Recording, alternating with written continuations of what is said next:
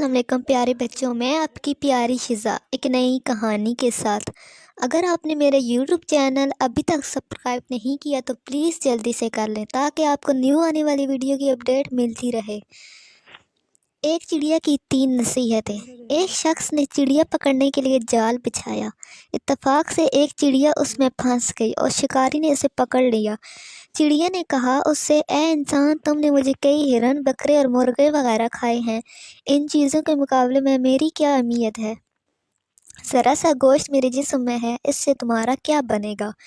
تمہارا تو پیٹ بھی نہیں بھرے گا، لیکن اگر تم نے مجھے آزاد کر دیا تو میں تمہیں 3 نصیحتیں کروں گی جن پر عمل کرنا تمہارے لیے بہت فائدہ مند ہوگا۔ ان میں سے ایک نصیحت میں تمہیں ابھی کروں گی، جبکہ دوسری اس وقت جب تم مجھے چھوڑ دو گے اور میں دیوار پر جا بیٹھوں گی۔ اس کے بعد تیسری اور آخری نصیحت اس وقت کروں گی جب دیوار سے اڑ کر سامنے درخت کی شاخ پر جا بیٹھوں گی۔ اس شخص کے دل میں تجسس پیدا ہوا کہ نہ جانے چڑیا کیا فائدہ مند نصیحتیں کرے۔ اس نے چڑیا کی بات مانتے ہوئے اس سے پوچھا، تم مجھے پہلی نصیحت کرو، پھر میں تمہیں چھوڑ دوں گا۔ چنانچہ چڑیا نے کہا، میری پہلی نصیحت یہ ہے کہ جو بات کبھی نہیں ہو سکتی اس کا یقین مت کرنا۔ یہ سن کر اس آدمی نے چڑیا کو چھوڑ دیا اور وہ سامنے دیوار پر جا بیٹھی۔ پھر بولی، میری دوسری نصیحت یہ ہے کہ جو بات ہو جائے اس کا غم نہ کرنا۔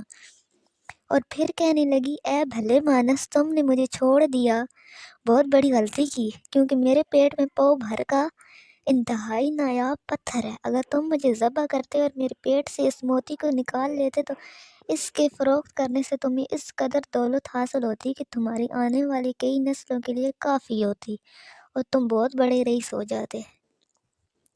اس شخص نے جو یہ بات سنی تو کرنے لگا افسوس اور پچھتایا کہ اس چڑیا کو چھوڑ کر اپنی زندگی کی بہت بڑی غلطی کی۔ اگر اسے نہ چھوڑتا تو میری نسلیں سنور جاتی۔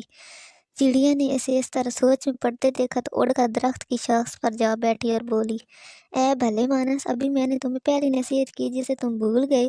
جو بات نہ ہو سکے ہو والی ہو اس کا ہرگز یقین نہ کرنا، لیکن تم نے میری اس بات کا اعتبار کر لیا کہ میں جھٹانگ پر وزن رکھنے والی چڑیا اپنے پیٹ میں پاؤ وزن کا موتی رکھتی ہوں۔ کیا یہ ممکن ہے؟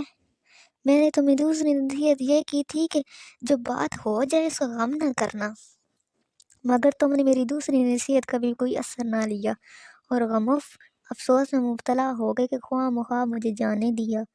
تمہیں کوئی بھی نصیحت کرنا بالکل بیکار ہے۔ تم نے میری پہلی دونوں نصیحتوں پر کب عمل کیا جو تیسری پر کرو گے؟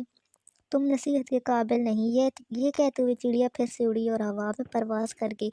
وہ شخص وہیں کھڑا چڑیا کی باتوں پر غور و فکر کرتے ہوئے سوچے میں کھو گیا۔ وہ لوگ خوش نصیب ہوتے ہیں جنہیں کوئی نصیحت کرنے والا ہو۔ ہم اکثر خود کو عقل کل سمجھتے ہوئے اپنے مخلص ساتھیوں اور بزرگوں کی نصیحت کو نظر انداز کر دیتے ہیں اور میں نقصان ہمارا ہی ہوتا ہے۔